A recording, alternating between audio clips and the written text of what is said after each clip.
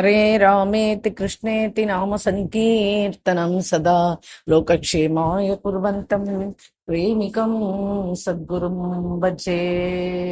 जय बोलो प्रेमिकेंद्र सद्गुरुनाथ महाराज की जय। सर्व संतनों की जय। ராதே கிருஷ்ணா சகீஸ். இன்றைய தினம் கோவர்தன்நாதனுடைய அஷ்ட கவிகள் 5 கவிகளுடைய சரித்திரம் பார்த்தாச்சு. இது 6வது கவி ஸ்ரீ சீத் கோஸ்வாமி. இவருடைய சரித்திரத்தை நம்ம இன்றைக்கு காண இருக்கோம். பகவானுடைய புகழையும் பகவானுடைய குணங்களையும் பாடுற கவிகள் அல்லவா இவர்கள்லாம். பூர்வத்துல பகவானுடைய அவதார காலத்துல பகவானோடையே கூட இருந்து விளையாடின சகாக்கள் தான் மறுபடியும் இந்த அஷ்ட கவிகளா வரா. நவ கோஸ்வாமி இந்த பக்துமால் சரித்திரத்தை எழுதினவர். இவர் சொல்றார், சத்சங்கம் உபதேசம் கீர்த்தனம் மூலமாக பகவானுடைய குணகணங்களை கீர்த்தனங்களை பாடி பரம மதுர பிரேம தாத்தா யார் அப்படின்னா இந்த அஷ்ட கவிகள் அப்படின்னு சொல்றார். அநேக பக்தர்களை இந்த மாதிரி வர்ணிக்கிறார். அதுல இந்த சீத் கோஸ்வாமியும் ஒருத்தர். ஸ்ரீமத் பாகவதத்துல 12வது ஸ்கந்தத்துல 12வது அத்தியாயத்துல 48 49வது ஸ்லோகங்கள். விஷாகிரஸ்தாய சதீர சத்கதா நகத்யதே யத் பகவானதோக்ஷஜக ததேவ சத்யம் ததுஹைவ மங்களம் ததேவ புண்ணியம் பகவத் குணோதயம் ததேவ ரம்யம் ருச்சிரம் நவம் நவம் ததேவ சஸ்வன் மனசோ மகோத்சவம் ததேவ சோகார்ணவ சோஷணம் ரிணாம் யதுத்தம ஸ்லோக யசோ அனுகீயத்தே. அர்த்தாத், எந்த வாணியின் மூலமாக பகவானுடைய நாமம், பகவானுடைய லீலைகள், பகவானுடைய ரூபம், பகவானுடைய குணங்கள், பகவானுடைய யசஸ் இதை நம்ம உச்சாரணம் செய்யலையோ, வெறும் அசத்துக்களுடைய கதைகளை உடையதாகவும் அந்த வீண் வாக்குகள் எல்லாமே அசத்தியமானவை. உத்தமமா விஷயம் என்ன அப்படின்னா பகவானுடைய யசஸ், பகவானுடைய குணங்களை கூறுவதுதான். சர்வசக்தனும் சர்வஜனுமான அவனுடைய புகழ வெளியிடுகின்ற அந்த வாக்குதான் பரம பாவனமானது, மங்களமயமானது, பரம சத்தியமானது கூட. மேலும் எந்த வச்சனம் மூலமா பகவானுடைய கீர்த்தி குணகணங்களை சொல்றோமோ அது மிக ரமணீயமானது, மிகவும் ருச்சிகரமானது. ருச்சிரம் நவம் நவம் அப்படின்ற ருச்சிகரமானது. அனந்த காலம் வரை பரமானந்த அனுபூதியே அதுவே ஏற்படுத்தும். அதுவே புண்ணியமானது. அதுதான் மனதை கவரக்கூடியது. அதுவே மனசுக்கு பெரும் சந்தோஷத்தையும் அளிக்கக்கூடியது. அதுவேதான் மனிதர்களுடைய கவலை என்கின்ற கடலை வற்ற அடிப்பது. அந்த பகவதீய வச்சனங்கள் மூலமாதான் சம்சார பிராணிகளுடைய சோகம் அந்த வசனங்களை படிப்பதோ இல்ல கேட்பதோ இல்லது சொல்வது மூலமாகவோ காலகாலமாக நம்மளை வருத்தி கொண்டிருக்கின்ற அந்த 3 விதமான தாபங்கள் நஷ்டமாகிறது, வற்றி போகிறது அப்படின்னு சொல்றாரு. அப்படி பகவானுடைய குண வர்ணனம், மகத்துவம் அது கதாமிருதம், நாமாமிருதம், லீலாமிருதம் இதை வித்தரணம் பண்றவா, அவதான் உண்மையான தானம் பண்றவா. இந்த பகவானுடைய குணகணங்கள், அந்த நாமாமிருதம், அந்த கதாமிருதம் இதை கொடுக்கிறவாளும் கேட்கிறவாளுக்கும் புண்ணிய ராசிகள் பெருகி கொண்டேதான் போகும். அதுவே அவளுக்கு மங்களத்தையும் கொடுக்கக்கூடியது. அதுவே சிரேஷ்டமானது. அதனால இவா இருவருமே சிரேஷ்டர்கள் அப்படின்னு சொல்லிட்டு சொல்ற. கோபிகா கீதத்துல கோபிகைகள் ரொம்ப பிரசித்தமான பதம் இது. தவ கதாமிருதம் தப்த ஜீவனம் கவி பீடிதம் கல்மஷாபகம் ஸ்ரவணமங்களம் ஸ்ரீமதாததம் புவி கிருணந்தி தே பூரிதா ஜனா புவி கிருணந்தி தே பூரிதா ஜனா. கோபிகைகள் சொல்றார் கோபிகை கீதத்துல, ஏ ஷியாம் சுந்தர், உனது லீலா கதைகள் அமிர்த ஸ்வரூபமானதுப்பா. சம்சாரத்துல உழண்டு இந்த விரகத்துல தவிக்கின்ற, இந்த வருத்தப்பட்டு தவிக்கின்ற இந்த ஜீவன்களுக்கு உன்னுடைய கதைதான் சர்வஸ்வம். ஏன்னா அதுல அமிர்தம் இருக்கு. உன்னுடைய மங்களமான கதைகள், உன்னுடைய மங்களமான சரித்திரங்கள் சர்வ பாபங்களையும் அடியோட, அது வேரோட நிர்மூலம் பண்ணிடும். கேவலம் கேட்பதனாலேயே சர்வ மங்களங்களையும் கொடுக்கக்கூடியது. இதுக்கும் மேல என்ன அப்படின்னா சாந்திய கொடுக்கக்கூடியது, பரம சுந்தரமானது, பரம மதுரமானது. அப்பேற்பட்ட உன்னுடைய லீலைகளையும் உன்னுடைய கதைகளையும் தானம் செய்யறவா முற்பிறப்புல வெகு தானம் பண்ண புண்ணியவான்களா இருப்பார்கள். கலையில இந்த சுந்தர்தாஸ் என்றவர் இந்த ஒரு பதம் எழுதியிருக்காரு. அதுக்கான வாக்கியார்த்தத்தை இவர் சொல்ற. கலியில சந்துக்களை தவிர வேறு கதி கிடையாதுப்பா. சம்சார தாபத்துல இருந்து விடுபடுறதுக்கு சந்துக்கள் தான் உண்மையான உபதேசம் கொடுக்கிறவா. சந்துக்கள் தான் பகவான அடையிற வழியை காண்பிக்கிறவா. சந்துக்களுடைய சாநித்தியத்துலதான் புத்தியே விகாசம் அடையும். சந்துக்கள் ஹரிய எப்படி அடையணுங்கிற வழியை காண்பிக்கிறவாளும் அவதான். சந்துக்களுடைய சாநித்தியம் பகவான் மேர்ல நம்மளுக்கு நம்பிக்கை ஏற்படும் வழியை காண்பிக்கிறவாளும் அவதான். சந்துக்களுடைய சரித்திரங்கள் காண்பிக்கின்ற வழியில யார் போகணும்னு நினைக்கிறாளோ அவளுக்கு எப்படி சந்துக்களுடைய வாழ்க்கையில பல அதிசயங்கள் ஏற்பட்டதோ அது போல இவாளுக்கும் ஏற்படும் வாழ்க்கையில. அந்த பகவானுடைய வழி துணைய க்ஷணத்துக்கு க்ஷணம் உணர்ந்தவா தானே அந்த சந்துக்கள். அதனால அவளாலேயே ஞானத்தையும் நாம் பெற முடியும் அப்படின்னு சொல்லிட்டு அந்த சந்துக்களை பத்தி அப்படியே சொல்லிண்டே போறார் இந்த சுந்தர்தாஸ்ரீ. அதுக்கு மேல சரித்திரத்துக்குள்ள வருவோம். ஸ்ரீ ஜீத் கோஸ்வாமி மதுரால வாழ்ந்துன்னு வந்தார். இவர் சதுர்வேதி பிராமண குலம். இன்னைக்கும் மதுரால நிறைய சதுர்வேதி பிராமணால் வசிச்சுன்னு வந்துதான் இருக்கா. இவருக்கு மதுராக்கு அருகில ஒரு சின்ன கிராமம், அதுலதான் இவர் பிறந்தார். இவரை எல்லாருமே சீத்தோ சௌபே அப்படின்னு தான் கூப்பிடுவா.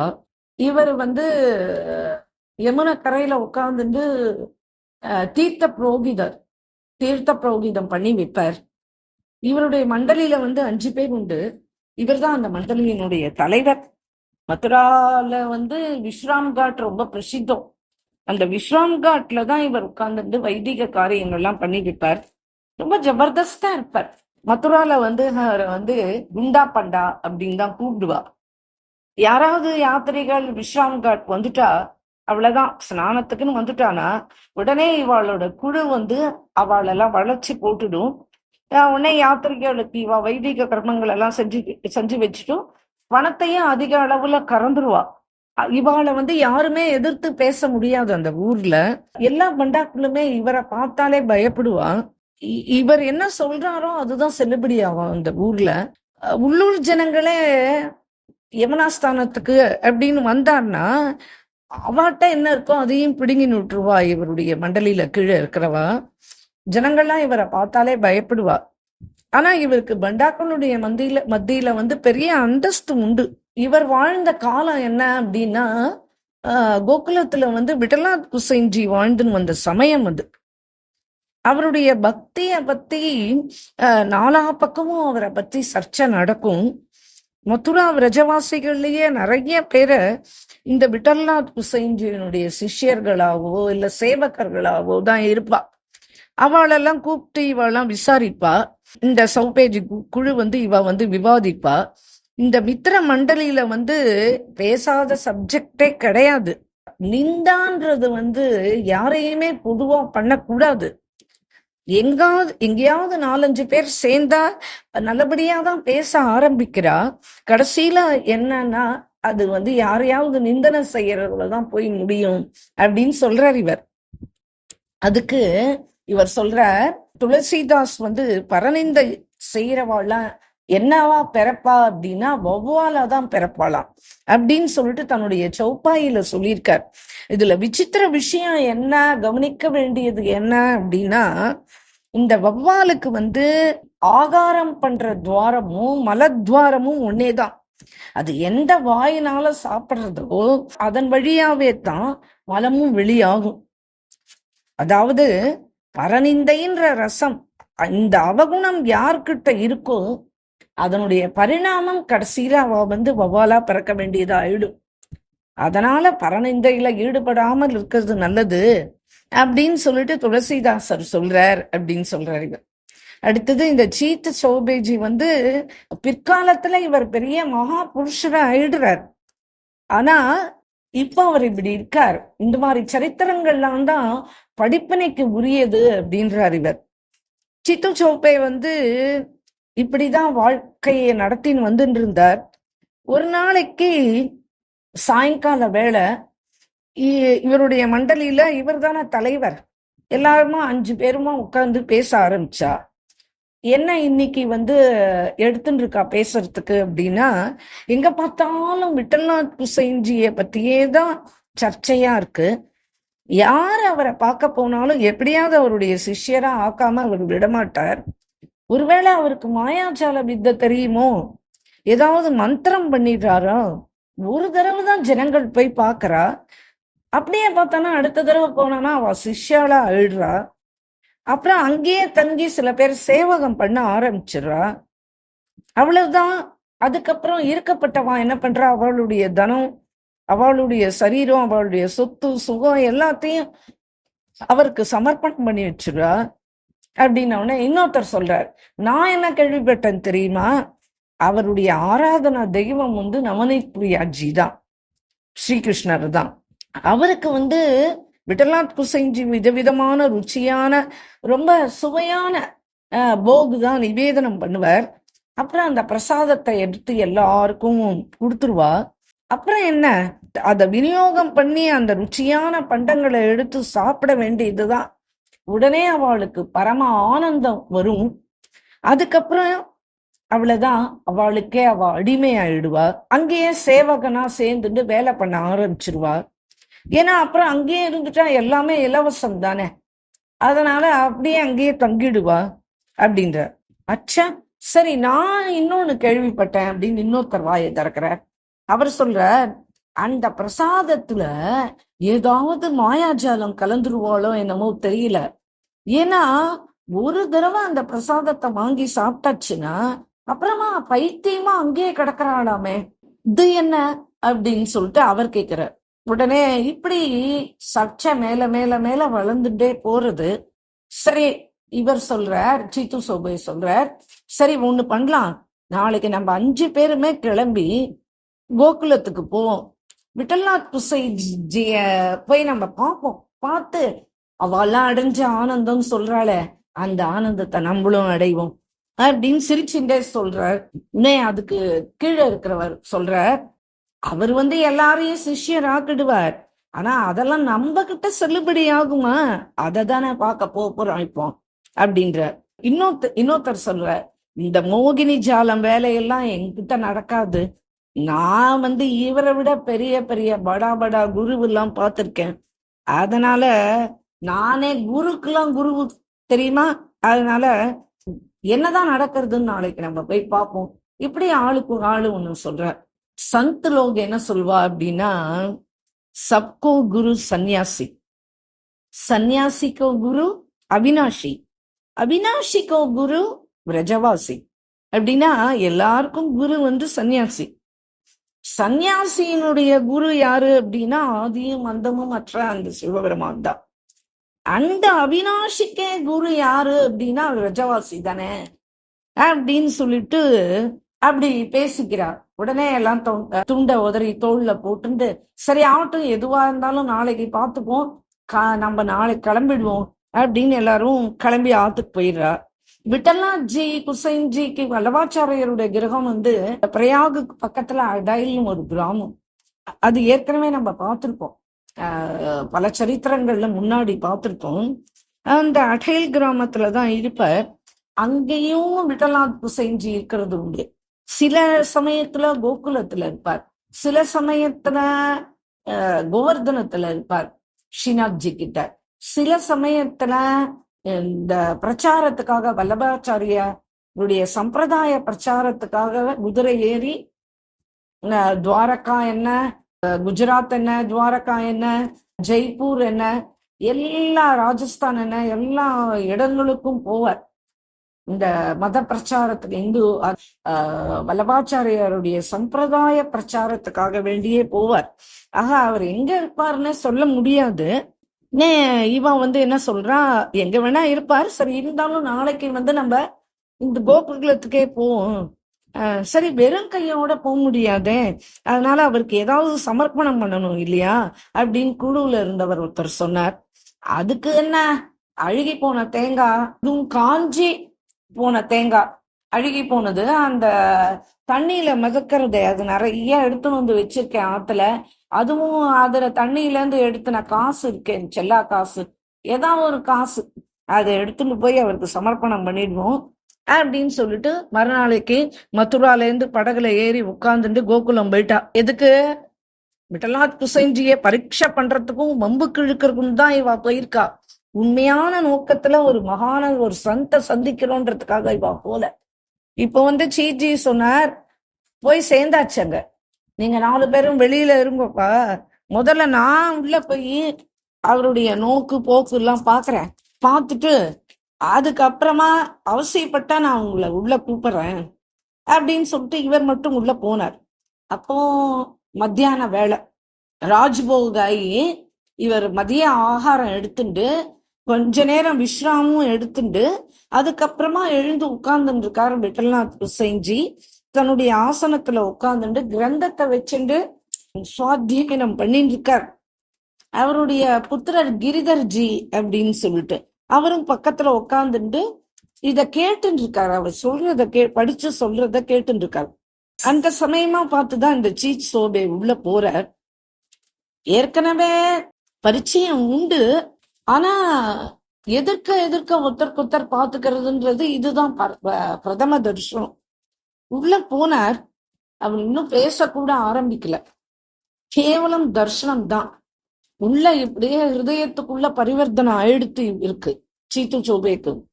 இப்படி இந்த மாதிரி உதாரணம் கொடுக்கணும்னா மகாபுருஷர்களுடைய வாழ்க்கையில் நிறைய கொடுக்கலாம். பின்னாடி நம்ம இந்த கௌராங் தாஸ் பாபாவோட சரித்திரம் பார்க்க இருக்கோம். இந்த கௌராங் தாஸ் பாபா வந்து யாரு அப்படின்னு சொன்னா, இவர் கல்கத்தால வந்து பிஏ படிச்சுட்டு இருக்கார். சின்ன பையன்தான் யுவா. இவருக்கு வந்து தேவி மா அம்பாள் வந்து கனவுல வந்து சொல்லியிருந்தா, உனக்கு யதார்த்தமா ஒரு கிருஷ்ண பக்தர் வந்து உனக்கு குருவா கிடைப்பாருப்பா அப்படின்னு சொல்லியிருந்தார். இது இவருடைய மனசுல இருந்தது. ஒரு சமயம் வந்து ராம்தாஸ் பாபான்னு ஒரு பெரிய மகானவர், அவருடைய சரித்திரமும் நம்ம பார்ப்போம் பின்னாடி. இந்த ராம்தாஸ் பாபா வந்து சத்சங்கத்துக்காக வந்திருந்தார். இந்த ஸ்ரீபாத் ராம்தாஸ் மகராஜ் வந்து பிரசாதம் சாப்பிட்டுட்டு மாடியில வராண்டால இப்படி அப்படியுமா உலாத்தின்னு இருக்கார். அந்த சமயம்தான் இந்த கௌராங் தாஸ் இவர் வந்து வாசல்ல வந்து நிக்கிறார். அப்போ அந்த அந்த வீட்டோட முக்கிய துவாரத்துல வாசல்ல பியூன் ஒருத்தன் நின்று இருக்கான். இவர் வந்து மேல இருந்தே பார்த்துட்டார், இந்த கீழே இந்த கௌராங் தாஸ் வந்திருக்கிறத மேல இருந்தே ராம்தாஸ் பாபா பார்த்துட்டார். 2 பேருமே முன்ன பின்ன பார்த்ததே கிடையாது. அந்த 2 பேருமே பார்த்துட்டா இல்லையா, அந்த பார்த்த க்ஷணம் அதுதான் சந்த் தர்சனத்தினுடைய பிரபாவம். இவருடைய மனசு அப்படியே பறி போயிடுத்து, கொல்ல போயிடுத்து. இந்த கேட்ல இருந்த பியூன் என்ன பண்ணா, அவன் வந்து உள்ள விடவே இல்லை. இல்ல, நான் ரொம்ப தூரத்துல இருந்து வந்திருக்கேன், நான் போகணும், நான் பார்க்கணும் அப்படின்றான். இல்லப்பா, இப்ப போக முடியாது, குருஜி வந்து ரெஸ்ட்ல இருக்கார், சாயங்காலம் கீர்த்தன் சத் சங்க எல்லாமே இருக்கேன், அப்பதான் உள்ள போறதுக்கு நாங்க விடுவோம், இப்போ நீ உள்ள போக முடியாதுப்பா அப்படின்னு உடனே மேல இருந்து ராம்தாஸ் பாபா பாத்துட்டாரு இல்லையா, அவர் சொல்றார், இல்லப்பா அவரை உள்ள விடு அப்படின்னாரு பியூனை பார்த்து. சொன்ன உடனே சரி அப்படின்னு உள்ள விட்டுட்டார். இது வந்து கௌராங்க தாஸ்ன்றது வந்து இவருக்கு தீக்ஷா பேர் தான். இவருடைய ஒரிஜினல் பேர் வந்து தீரேந்திரநாத் சக்கரவர்த்தி. இவர் போனார் மாடிக்கு. போன உடனே ராம்தாஸ் பாபா என்ன சொன்னார், வாப்பா தீரேந்தர் வா, நான் உன்னதான் எதிர்பார்த்துட்டு இருக்கேன் வா அப்படின்னு சொன்னார். இப்படி பேரை சொல்லி ரொம்ப காலம் பழகின மாதிரி அவர் அந்த துவனியில கூப்பிட்டதும் பேசினதும் இவருடைய மனசுல என்னமோ பண்ணிட்டு அப்படியே சரணத்துல விழுந்தார். அந்த விழுந்த க்ஷணம் அவருக்கு தோணித்து, ஓ, ஜெகதம்பா சொன்னாலே ஒரு மகா புருஷனை சந்திப்ப அப்படின்னு, அது இவர்தானோ? ஒரு கால் அம்பாள் சொன்ன அந்த மகா புருஷன் இவரா இருந்தால், இப்ப இவர் கழுத்துல ஒரு மாலை போட்டுட்டு இருக்காரு இல்லையா, அந்த மாலையை என் கழுத்துல போடணும் அப்படின்னா அது நிர்ணயம் ஆயிடும் அப்படின்னு சொல்லிட்டு இவர் நினைச்சுண்டு அப்படி எழுந்த, சிரிச்சுண்டே என்ன பண்ணார் ராம்தாஸ் பாபா, கழுத்துல இருக்கிற அந்த மாலையை கழட்டி இவருடைய கழுத்துல போட்டார். உடனே இவருக்கு அப்படியே மின்சாரம் பாஞ்சா மாதிரி அப்படியே ஒரு அதிர்ச்சி இவருக்கு. அவ்வளவுதான், அந்த க்ஷணமே சமர்ப்பணம் ஆயிட்டார் மனசார இவர்கிட்ட. உடனே இவர் தீக்ஷா செஞ்சு வச்ச பார்த்தா அந்த தீக்ஷா நாமம் தான் அவருக்கு கௌராங் தாஸ் பாபா. தீக்ஷா பண்ணி வச்ச 8 மணி நேரம் அப்படியே கீழே விழுந்தவர், மூர்ச்சித்து விழுந்தவர் 8 மணி நேரம் தெளியவே இல்லை. 8 மணி நேரம் கழிச்சு இவர் கண்ணை திறக்கும் போது இவர் என்ன பாக்குறாருன்னா, குருநாதருடைய மடியில இவரை வச்சுண்டு இவருடைய தலைய குருநாதர் தடவி கொடுத்துட்டு இருக்கார். இவர் ஸ்வஸ்தமாயிட்டார். உடனே எழுந்து உட்கார்ந்துட்டார். என்னப்பா, சரி இவருக்கு முதல்ல பிரசாதம் கொடுங்கோ, இவருக்கு ஏதாவது ஆகாரம் தீர்த்தம் கொடுங்கோ அப்படின்னு உள்ள இருக்கிற வாட்ட சொன்னார். உடனே அவா கேட்டா, என்ன ஆச்சு உங்களுக்கு? 8 மணி நேரம் நீங்க இப்படியே கலந்தேளே, என்ன விஷயம் அப்படின்னு கேட்ட உடனே இவர் சொல்றார், சாப்பிட்டுண்டே, குரு பகவான் எனக்கு தீக்ஷா எடுத்து வச்சார் இல்லையா,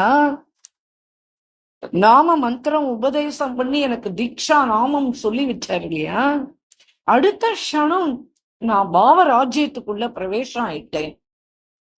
நான் அங்க பார்த்தது என்ன அப்படின்னா, ஒரு அழகான திவ்யமான நிகுஞ்சத்தை பார்த்தேன். அதுல ஷியாமா ஷியாம் 2 பேரும் உட்கார்ந்துட்டு இருக்கா.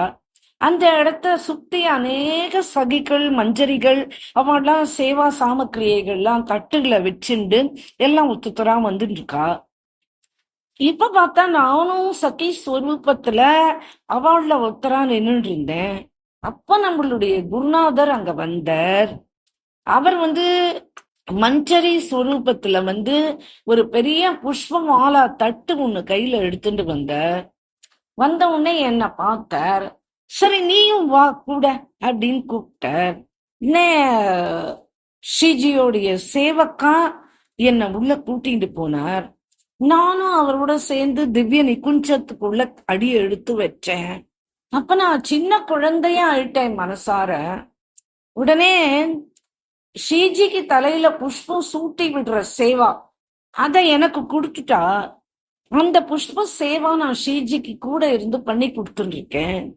இப்பதான் தீட்சை ஆயிருக்கு. இவர் கண்ட அந்த ஸ்திதிய ஒருத்தர் அடையணும் அப்படின்னா அதுக்கு எத்தனை வருஷம் ஆகும், இல்ல சில சமயம் எத்தனை ஜென்மங்கள் கூட ஆகும் சாதகர்களுக்கு, ரசிகர்களுக்கு. ஆனா இவருக்கு ஒரே க்ஷணத்துல இப்பேற்பட்ட மகத்தான பாக்கியம் கிடைச்சது. இது என்ன, இதோட பிரபாவம் என்ன அப்படின்னா, அந்த பிரதம பார்வை கிடைச்சது இல்லையா, அந்த முதல் பார்வையிலேயே கிடைச்ச குரு கிருபதான் இதுக்கு காரணம். அதுக்கப்புறம் சதா சதா சதா சதா சதா இவர் ராம்தாஸ் பாபாவுக்கு சிஷ்யராயிட்டார். பிற்காலத்துல கௌராங் தாஸ் பாபாவுடைய பேர் அப்படி ஒரு பிரசித்தமான பேர் எடுத்தார் பிருந்தாவனத்துல. அப்படிதான் இங்க சீத் சுவாமியனுடைய நிலைமை ஆச்சு அப்படின்றதுக்கு இவருடைய சரித்திரத்தை கொண்டு இந்த இடத்துல சேர்க்கிறார். இவர் விட்டல்நாத்ஜியை இவர் பரீட்சை தான் பண்ண வந்தார். ஒரு சந்த பாக்குற ஒரு வேகத்தோட வந்தார் கௌராங் தாஸ் பாபா. ஆனா இவரும் வெறும் பரீட்சை பண்றதுக்காக தான் வந்தவர். ஆனா அந்த பிரதம தர்ஷனம் என்ன பண்ணிட்டு க்ஷணமாத்திரேன இவரையே சந்து புருஷரா மாத்திடுத்து. இதுதான சந்துக்களுடைய பிரபாவம்ன்றதுக்கு இதுதான பெரிய உதாரணம். சதா பகவத் சிந்தனை ஓடிண்டே இருக்கிறவர் இல்லையா இந்த விட்டல்நாத் குசைன்ஜி. அந்த குருநாதர் அந்த சிஷ்யர்களை அதே மாதிரி சதா போஷணம் பண்றாரு. கடாட்ச மாத்திரேன. ஒருத்தர் ஏற்கனவே பார்த்தது இல்ல, ஆனா கேள்விப்பட்டிருக்கா. இவரை பத்தி அவரும் கேள்விப்பட்டிருக்காரு, அவரை பத்தி இவரும் கேள்விப்பட்டிருக்காரு. பகலா சதா சதா சதா பகவானையே சிந்திச்சின்றிருக்கிற சந்துக்குள்ளுடைய தர்சனம் முன்னே போதுமே, அது கற்பக விருட்சம் காமதேனு எல்லாத்தையும் கொடுத்துருமே. இப்போ சீத்து சோபை வெறும்னா பார்த்துட்டு போகலாம் தான் இப்படி வந்தார். ஆனா பார்த்த க்ஷணமே பைத்தியமாயிட்டார். அந்த கடாட்சம் அந்த வேலையை பண்ணிட்டு இப்போ குசைஞ்சி வெறும்னா உட்கார்ந்துட்டு அவர் பாட்டுக்கு பாராயணம் பண்ணிட்டு இருக்கார். உடனே இவர் மனசுக்குள்ள பேசிக்கிறார், என்ன மாதிரி கடாட்சம் பண்ணார், எப்பேற்பட்ட சாந்தி என் மனசு அடைஞ்சிட்டு. நிஜமாவே இவர் மகா புருஷர் தான். நான் என்னமோ நினைச்சுட்டு இங்க உள்ள வந்தேன். ஆனா அவருடைய சாநித்தியம் பேர்பட்ட சித்த விருத்தியே என்னுள்ள பண்ணிட்டு, இவரையா நான் பரியாசம் செஞ்சு பேசிட்டு இருந்தேன், இவரையா நான் பலவிதமா நிந்த பண்ணிட்டு இருந்தேன், இவரையா நான் பரீட்சை பண்ணணும்னு நினைச்சு இங்க வந்தேன். எனக்கு திக்காரம். பிராமண ஜென்மம் எடுத்து நான் எப்பேற்பட்ட வேலை செய்யறேன். இந்த அழுகி போன தேங்காயும் செல்லா காசும் கொண்டு வந்தேனே, சரி முதல்ல அதை மறைச்சு வைப்போம், அவ கண்ட பட்டுட்டு போறது அப்படின்னு நினைச்சிட்டு டக்குன்னு அதை மறைச்சுக்கிறார். இப்ப பக்கத்துல போனார், கீழே விழுந்து நமஸ்காரம் பண்ணார். உடனே குசைஞ்சி சிரிச்சுண்ட, அவர் அந்தர்யாமி இல்லையா, சிரிச்சு அவர் சர்வத்திர அறிவார், அவர் சர்வாந்தர்யாமி. அவர் அது நிறைய பார்த்திருக்கோம் இல்லையா.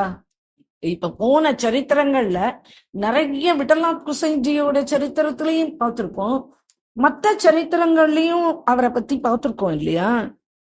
இந்த குசைஞ்சி வாங்க சீத்து சோபேஜி, எப்படி இருக்கேள், ரொம்ப நாள நான் உங்களை பார்க்கவே இல்லையே அப்படின்னு கேட்ட உடனே, ரொம்ப ஆதூரமா பேசின உடனே இவர் ரொம்ப விசாரமா எடுத்து இவருக்கு திரும்பியும் காலில் விழுந்தார்.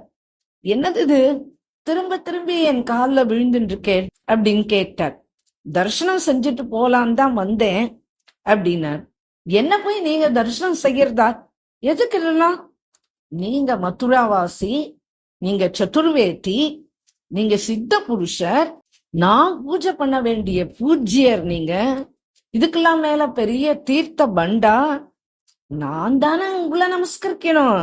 நீங்க இங்க வந்ததுக்கு நீங்க ஏன் எனக்கு நமஸ்காரம் பண்றேன் அப்படின்னு கேட்ட மதுரமா.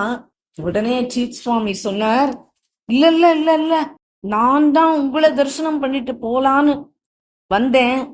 ஆனா உங்க ரூபத்தை பார்த்த உடனே ஒரு அலௌகிக அனுபவம் ஆயிடுத்து என் உள்ள. குசைஞ்சி, உங்களுடைய சரண ஆசிரியம் தான் எனக்கு வேணும். உங்களை மாதிரி இருக்கிற மகான்களை தரிசனம் பண்ணதுல இருந்து என்ன மாதிரி இருக்கவாளுக்கு உங்களை மாதிரி மகான்களுடைய தரிசனம் அவசியம் வேணும். இன்னொன்னு, உங்களை தரிசனம் பண்ண அடுத்த க்ஷணமே என்னுடைய இந்த ஜென்ம போன ஜென்ம பாவங்கள், நான் செஞ்ச குகர்மங்கள் எல்லாம் என்னுடைய நினைவுக்கு என் மேலேயே எனக்கு பச்சாதாபம் ஏற்படுறது. இதுக்கும் மேல பகவான நினைச்சு ஓன்னு அழணும் மாதிரி இருக்கு எனக்கு. இன்னொன்னு, பகவானுடைய பிரேம என்னுடைய ஹிருதயத்துல உற்பத்தி ஆறுது. எனக்கு பகவத் பிராப்தி கிடைக்கணுமே அப்படின்ற இச்சை என்னுடைய ஹிருதயத்துல எழறது. என்னென்னலாமோ என் மனசுல தோன்றுது. இது மாதிரி எனக்கு எப்பவுமே இது போல அனுபவம் என்றைக்கும் ஏற்பட்டதே இல்லை. நான் என்ன செய்வேன், இது சந்துக்கள் குருமார்களுடைய பிரபாவம் தானே அப்படின்னு சொல்லிட்டு அப்படியே கொட்டுறார் தன் மனசுல இருக்கிறத. மேலும் நான் உள்ள துர்பாவத்தை வச்சுண்டு தான் இங்க வந்தேன். பண்டாக்களுடைய வீட்டுல ஜனம் எடுத்தேன். ஆனா இவ்வளவு வயசு ஆகியும் மத்தவாளை நிந்தனை பண்றது, பணம் சம்பாதிக்கிறது, யாத்திரிகர்களெல்லாம் சதாய்க்கிறது, இப்படி ஒரு நீச்ச வாழ்க்கை தான் நான் வாழ்ந்தேனே கண்டு, மகாராஜ், இன்றைக்கு என் மனசுல ஏற்பட்டிருக்கிற அனுபவம், இன்றைக்கு என் மனசுல ஏற்பட்டிருக்கிற பரிணாமம், என்னை நீங்க எப்படியாவது ஏத்துக்கணும் குசைஞ்சி அப்படின்னு கெஞ்சறார். இவர் கெஞ்சறார். உடனே விட்டலாத் குசைஞ்சி சிரிச்சுண்டே, ரொம்ப மெல்லிய குரல்ல சொல்றார். சரி, அதெல்லாம் இருக்கட்டும்பா, முதல்ல நீ ஏதோ குடுக்கணும்னு ஏதோ எடுத்துன்னு வந்திருக்கியே, அத குடுக்க மாட்டியா அப்படின்னு கேட்டார். இவ்வளவுதான் இவருக்கு தூக்கி வாரி போட்டுது. முதல்ல அதை எடுத்து குடுப்பா என்கிட்ட, அப்புறம் கிருப்பா அப்படின்றார். அவ்வளவுதான், இவருக்கு என்ன பண்ணணும்னு தெரியல. என்னடா இவர் கண்டுபிடிச்சிட்டாரே, வறண்ட அழுகி போன தேங்காய், செல்லா காசு, இது ரெண்டுத்தையும் எடுத்து அவர் எதிர்க்க வச்சார்.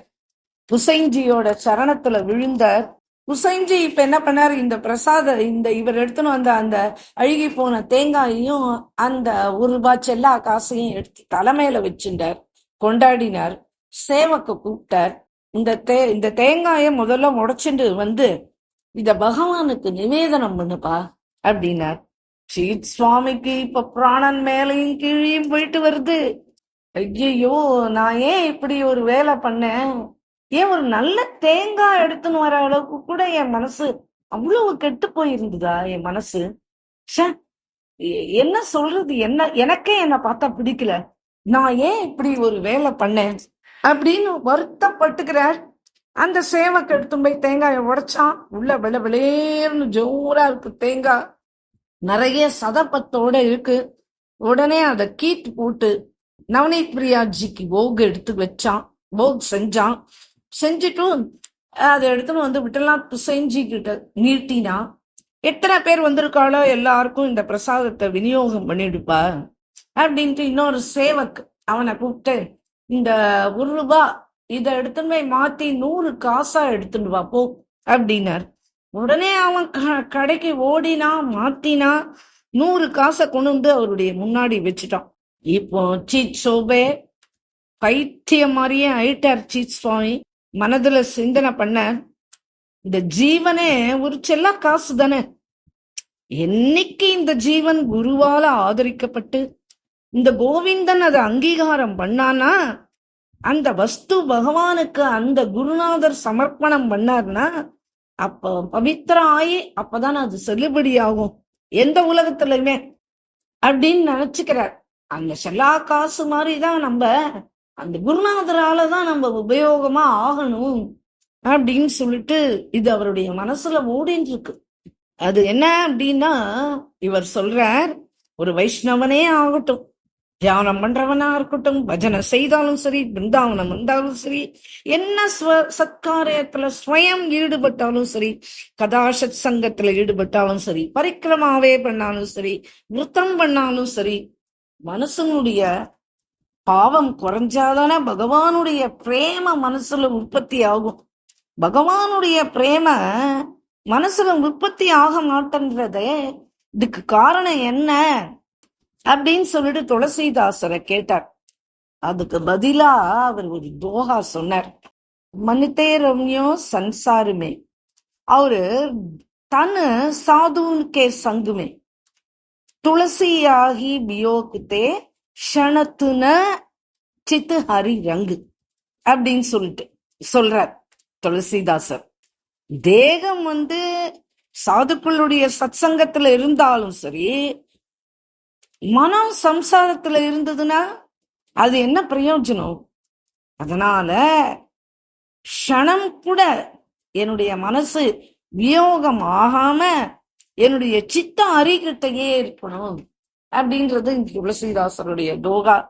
அதுக்கப்புறம் இவர் சொல்றார், மரத்துல நிறைய பூக்கள் பூத்திருக்கு, ஆனா எல்லா பூக்களும் சத்துவபயோகத்துக்கு ஆறுதா என்ன?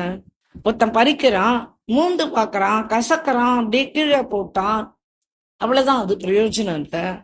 இன்னொருத்தன் பறிக்கிறான், அதை எடுத்துன்னு போய் மனைவியினுடைய தலையில வச்சு விடுறான், அப்புறம் மரம் தானே பூக்களை உதித்துடுறது, அது கால் மிதிப்பட்டு போயிடுறது. இன்னொருத்தன் பறிக்கிறான், அவன் அதை விற்பனைக்கு எடுத்துட்டு போயிடுறான்.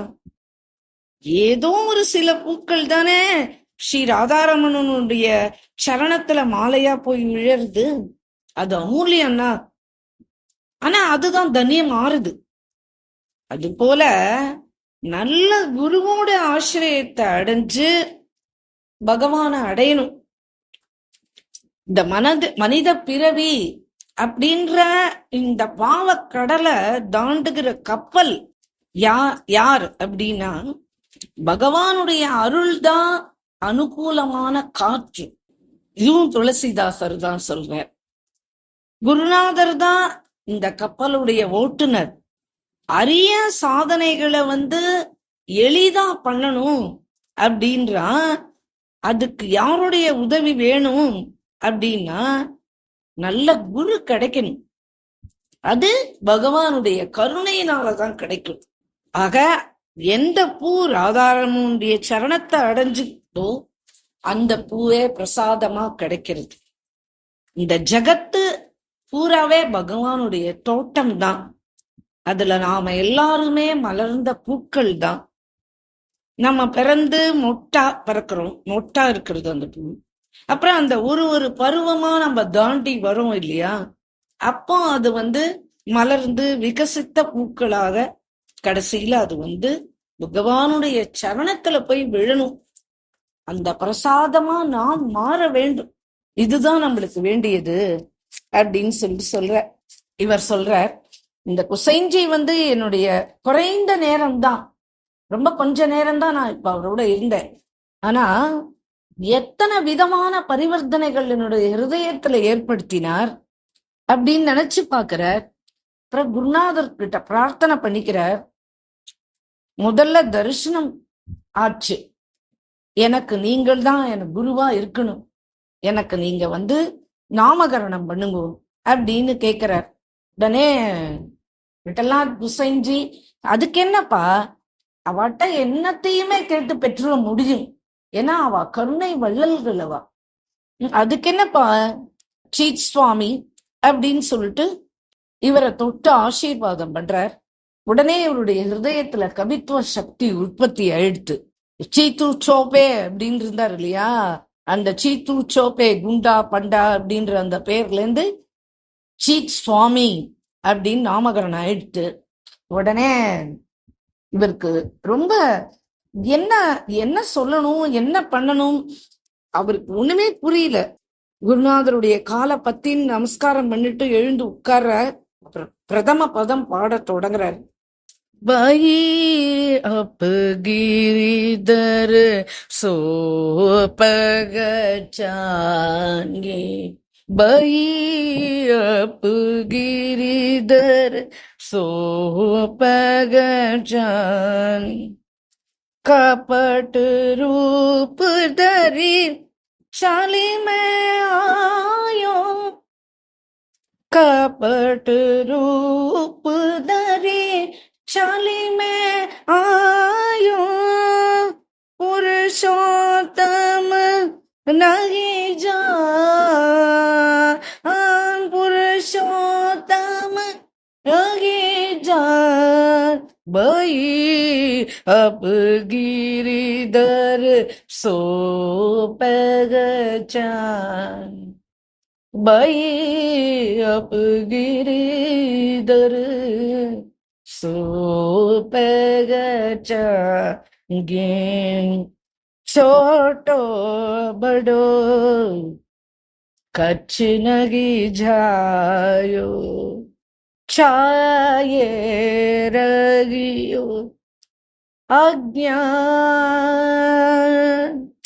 चित स्वामी ते कत अपनायो, चित स्वामी देखत अपना जो, विठ्ठल कृपा निधान, मेरे सद्गुरु कृपा निधान,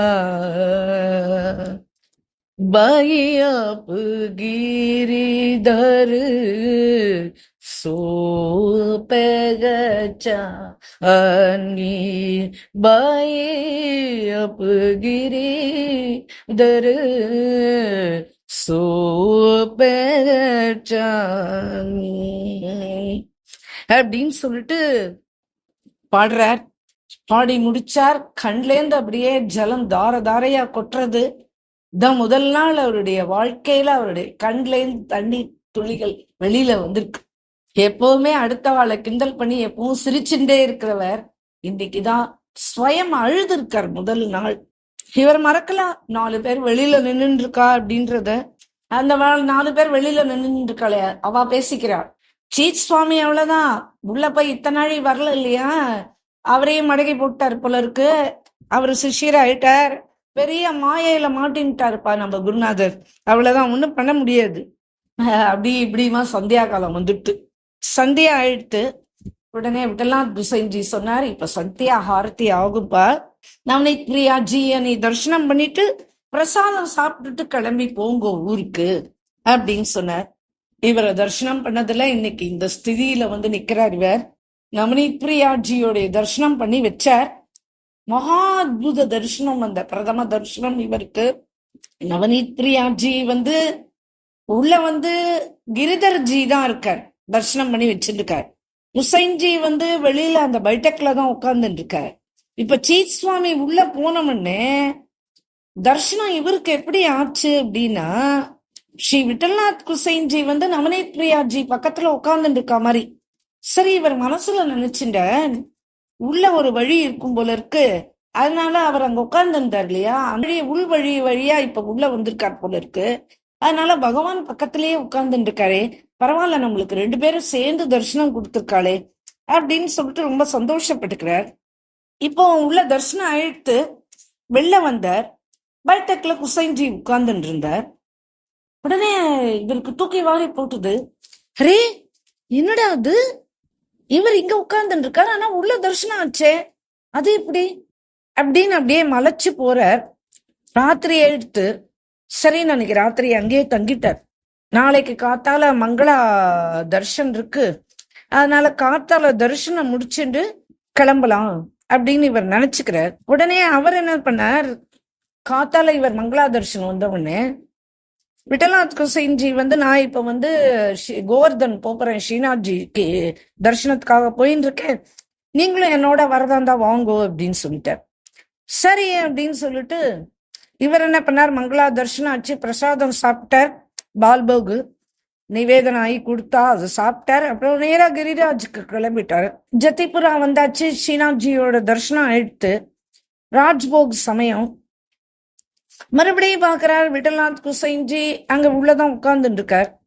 ஸ்ரீநாத்ஜியோட சேர்ந்து தரிசனம் ஆறுது.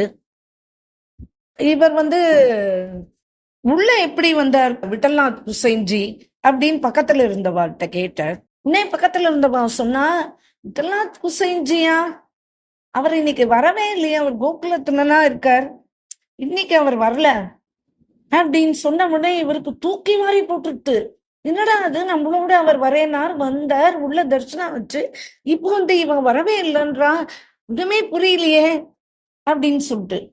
இப்போ இவர் இங்க ஸ்ரீநாத்ஜி தரிசனம் ஆகி மறுபடியும் இவர் கோகுலத்துக்கு வந்தார். வந்த உடனே விட்டல்நாத் குசைன்ஜி கேட்டார், தர்ஷனம் என்ன ஆச்சா உங்களுக்கு அப்படின்னு கேட்டார்.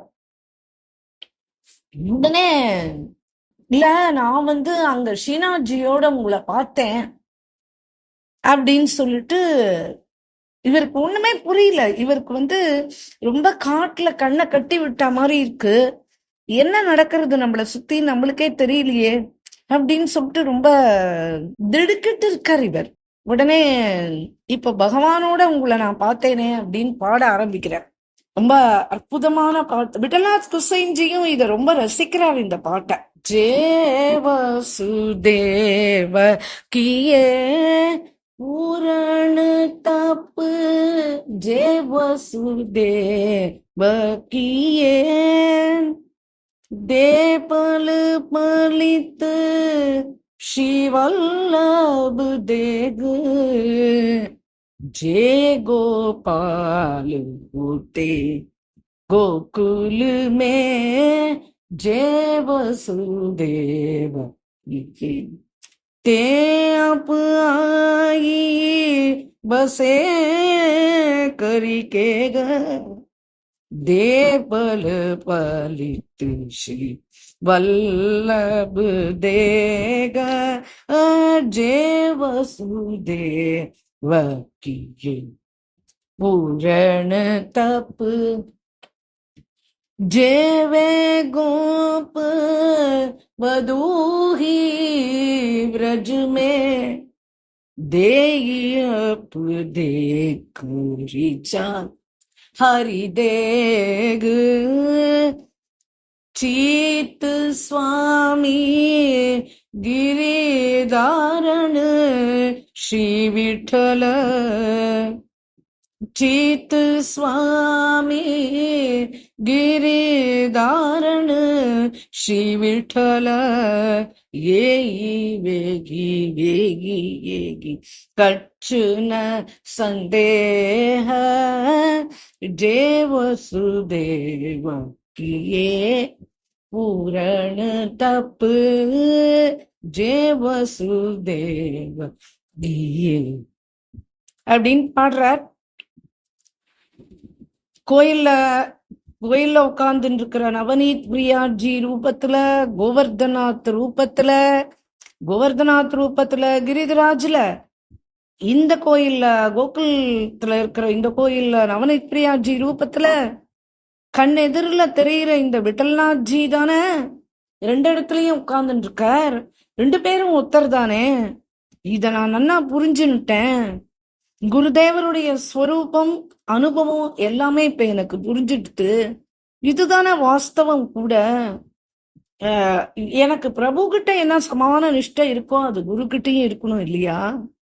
இன்னைக்கு குருவுக்கும் பகவானுக்கும் ஒரு பேதமும் இல்ல. குரு கோவிந்த் ரெண்டு பேருடைய தர்சனமும் 2 முறை எனக்கு ஆயிடுத்து. கோகுலத்திலயும் சரி, கோவர்தனத்திலயும் சரி. நான் என்ன பண்ணுவேன் அப்படின்னு கதறார் மனசுக்குள்ள. இப்படி 3 நாள் ஆயிடுத்து. கோகுல், கிரிராஜ், திரும்பி கிரிராஜ்ல இருந்து கோகுலம். குசைஞ்சிக்கு இப்ப புரிஞ்சிடுத்து. சரி, இவனுக்கு பகவானுடைய கிருப்பை பக்காவா இவன்கிட்ட வந்துடுத்து அப்படின்னு சொல்லிட்டு இவனோ தவிக்கிறான். அதனால இவனுக்கு அனுகிரகம் பண்ணியே ஆகணும்னு நினைச்சார். உடனே சொன்னார், சரி நீ போய் யமுனையில போய் குளிச்சுட்டு வாப்பா, வா அப்படின்னு சொன்னார். இவர் போய் குளிச்சுட்டு வந்தார். உடனே விதிவத் அவருக்கு தீக்ஷா பிரதானம் பண்ணார். பிரம்ம சம்பந்தம் செஞ்சு வச்சார். சொரூப ஞானத்தை புரிய வச்சார். அப்புறம் தன் எச்சில் பிரசாதம் பீடாவை அவருக்கு கொடுத்தார். ரொம்ப ரொம்ப கொடுத்து வச்சவர். நிஜமாவே இவருக்கு அந்த உச்சிஷ்டமும் கிடைச்சிருக்கு. என்ன சொல்லணும் இத. அப்புறம் சித் சுவாமிக்கு இப்ப திரும்பி போறதுக்கு மனசே இல்ல. குருதேவர் சொல்லிட்டார், உன்னைய பிறப்பிச்சுட்டார். என்ன சொன்னார், அப்பா நீ மறுபடியும் கிளம்பி மதுராக்கு போ, நீ வீட்டுல இருந்துட்டு பஜனை பண்ணு.